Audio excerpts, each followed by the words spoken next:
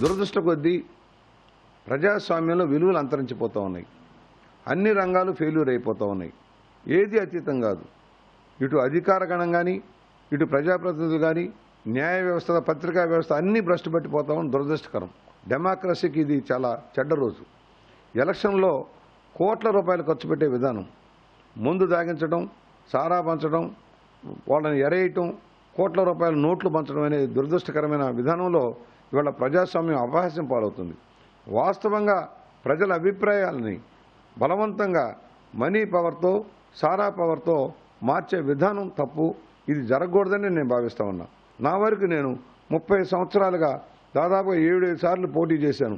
ఏనాడు ఓటుకు నోటు ఇవ్వలేదు, సారా ఇవ్వలేదు, బ్రాంతి ఇవ్వలేదు. పుచ్చలపల్లి సుందరయ్య గారు, ఎన్టీ రామారావు గారు ఆదర్శంగా నేను నడుచుకుంటూ వచ్చాను.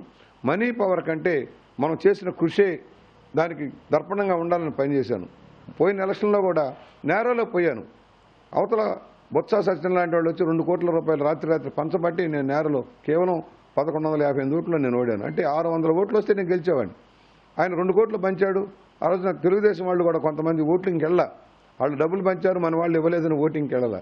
అయితే ఖర్చులు అవుతాయి, ఖర్చులు అందరికీ అవుతాయి, కార్యకర్త కోసం మరొకటి అవుతాయి. కానీ ఒక విధి విధానాలకి కట్టుబడ్డ వ్యక్తిగా ఓడినందుకు నేనేం బాధపడలా. ఎందుకంటే తప్పు చేయదల వల్ల ఒక విధానంలో ఇప్పుడు అదే వెళ్తాను. ఓడినా గెలిచినా ఒకే విధానంలో వెళ్ళదలిచాను.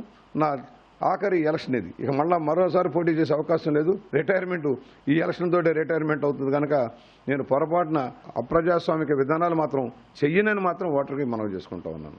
ఎవరైతే ఏ నాయకుడు వస్తే, ఏ పార్టీ వస్తే మన సమస్యలు పరిష్కారం చేయగలరు, సీమాంధ్ర మళ్ళా పునర్నిర్మాణం కాగలరు, జరిగిన నష్టాన్ని పూడ్చుకోగలరు, పెట్టుబడులు తేగలరు, పరిశ్రమ